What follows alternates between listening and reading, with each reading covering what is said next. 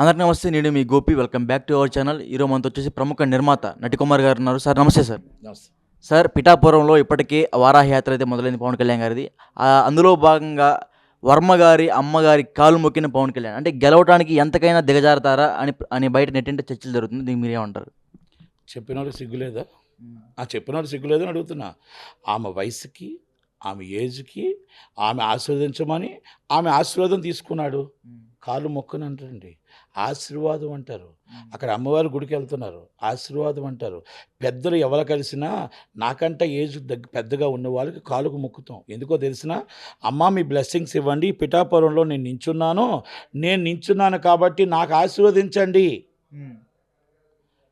చెప్పిన వాళ్ళకి, అక్కడ మాట్లాడుతున్న వాళ్ళకి బుర్ర లేకపోతే మనం ఏమి చేయలేం. కానీ బుర్ర ఉన్న వాళ్ళు మాత్రం అనుకుంటారు ఏంటంటే, పవన్ కళ్యాణ్ గారు ఫస్ట్ టూర్ వారాహి టూర్ వచ్చారు, పెద్ద ఆమె కాబట్టి మధ్యాహ్నం లంచ్కి ఇన్వైట్ చేశారు కాబట్టి లంచ్ వాళ్ళ ఇంట్లో చేసుకుంటూ, అమ్మ మీ చేత్తో మాకు అన్నం పెట్టారు, మీ చేత్తో మేము అన్నం తిన్నాం, మీరు ఆశీర్వదించండి, నేను మీ ఆశీర్వాదంతో నేను వారాహి యాత్రకి వెళ్తున్నాను అన్నారు. దాంట్లో తప్పేం కనిపించట్లేదే. చాలామందికి జనాలకు ఆ వైసీపీ వాళ్ళకి తప్పని కనిపించవచ్చు. ఉన్నాడు, ఆ ముద్రగడ పదరామని ఉన్నాడు, ఆయనకి అన్నీ తప్పే కనబడతాయి. ఎందుకంటే ఎలాగైనా ఓడించేస్తానంటాడు, ఏం ఓడించాడు. ఫస్ట్ ఆయన అసలు ఆశీర్వాదం తీసుకోవాల్సింది ముద్రగడ పద్మనాభని. ఎందుకో తెలిసిన, ఆయన ఎక్కడుంటే అక్కడ పార్టీ ఓడిపోద్ది, అది కన్ఫామ్. మీ చరిత్ర చూసుకోండి, ఆ చరిత్రలు కనబడుతున్నాయి. ఆయన ఎప్పుడు కూడా పార్టీకి సపోర్ట్ చేసినట్టు ఆ పార్టీ ఓడిపోద్ది. కనుక 1,10,000 మెజార్టీతో పవన్ కళ్యాణ్ గారు గెలుస్తున్నారు. వర్మ గారు ఆయన దగ్గరుండి భుజాల స్తంభం మీద ఎంచుకొని ఆయన మొత్తం టోటల్గా పవన్ కళ్యాణ్ గారిని గెలిపిస్తున్నారు. వంగా గీతా గారికి డిపాజిట్లు రావు. ఫస్ట్ సీటుకి అనౌన్స్ చేసేది అక్కడ పవన్ కళ్యాణ్ గారు. ద్వారపూడి చంద్రశేఖర్ రెడ్డి గారు ఓడిపోతున్నారు. రాసుకోండి జోస్యం, పంతో నానాజీ గారు గెలుస్తున్నారు. ఇది చరిత్ర, ఇది ఈస్ట్ గోదావరి చరిత్రలో మారబోతున్నాయి. గవర్నమెంట్ వస్తుందా, గవర్నమెంట్ వచ్చేస్తుందా, నేను గొప్ప వ్యక్తిని అని చెప్పట్లే. మీరు అడిగిన పిఠాపురం కోసం, నేను ఈస్ట్ గోదావరి కోసం మాత్రమే చెప్తున్నా. అది చరిత్రలో మారుతాయి చాలా. వర్మ గారు ఇంకా పూర్తిగా సపోర్ట్ చేస్తారంటారు పవన్ కళ్యాణ్కి? ఏమండి, అసహనం ఉంటుంది కదా సార్? ఏమండి, అసహనం ఉండటానికి కొంచెం బాధ అనేది కంపల్సరీ ప్రతి వాళ్ళకి ఉంటుంది. మీకు లాస్ట్ టైం కూడా చెప్పాను నేను, మీకు చెప్పాను.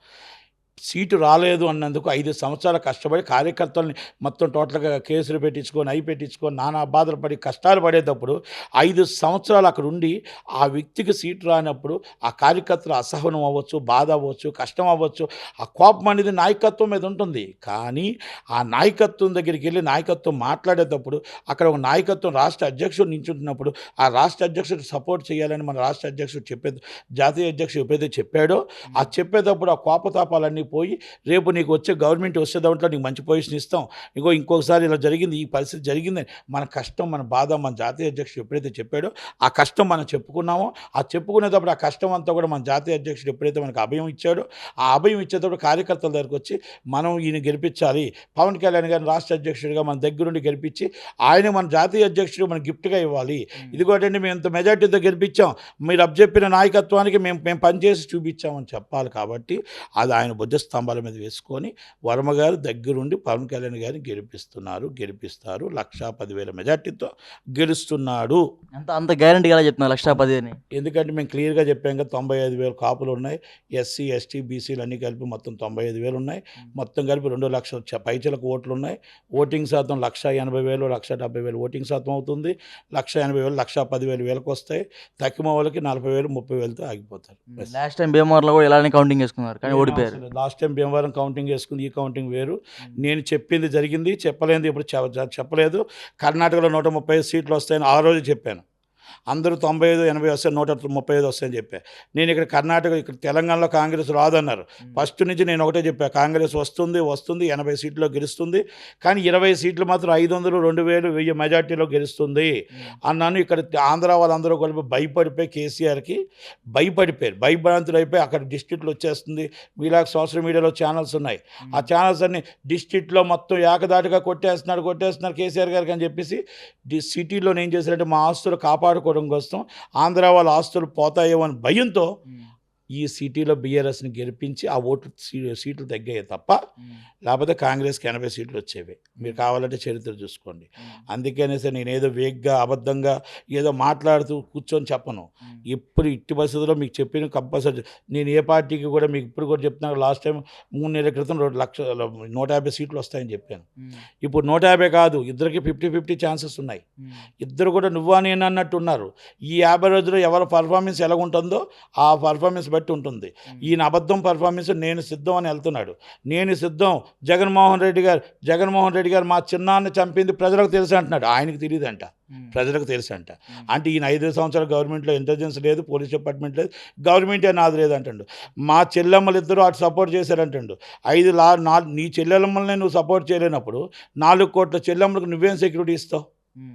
కరెంటు మొత్తం టోటల్గా మొత్తం కరెంట్ ఇస్తానంటున్నాడు. 24 గంటలు కరెంట్ ఉందా? ఉంటే ఆయనకే ఓటేస్తారు. 24 గంటలు రోడ్లన్నీ బాగున్నాయా? ఆయనకే ఓటేస్తారు. పప్పులు కానీ దినుసులు కానీ 132 సార్లు మీరు టింగ్ వేశారు కదా. మీరు 270 సార్లు మళ్ళీ మాతో వేయించుకున్నారు కదా.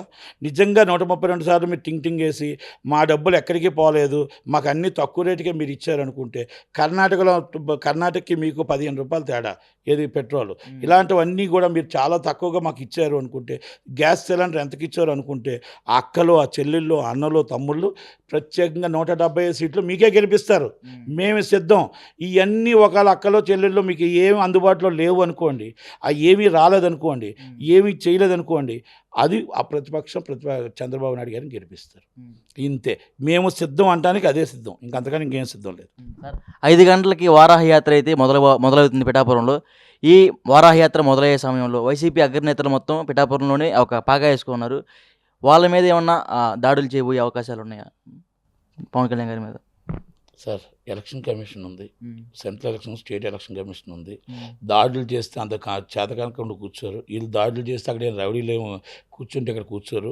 గవర్నమెంట్ ఆల్రెడీ ఆపద్ధర్మ గవర్నమెంటే ఉంది తప్ప అక్కడ పోలీసు వాళ్ళు కానీ ఏదైనా ఆల్రెడీ ఎలక్షన్ కమిషన్ ఆధ్వర్యంలో ఉన్నారు కాబట్టి వాళ్ళ సెక్యూరిటీ వాళ్ళు చూసుకుంటారు. తప్పు జరిగితే ఏం జరుగుతుందో అందరికీ తెలుసు కాబట్టి అంత సీన్ ఏమి ఉండదు. వాళ్ళ వాళ్ళు మాయకబాద్ గాంభారమే తప్ప దాడి చేంత సీన్ ఏమి ఉండదు. Okay sir, thank you sir.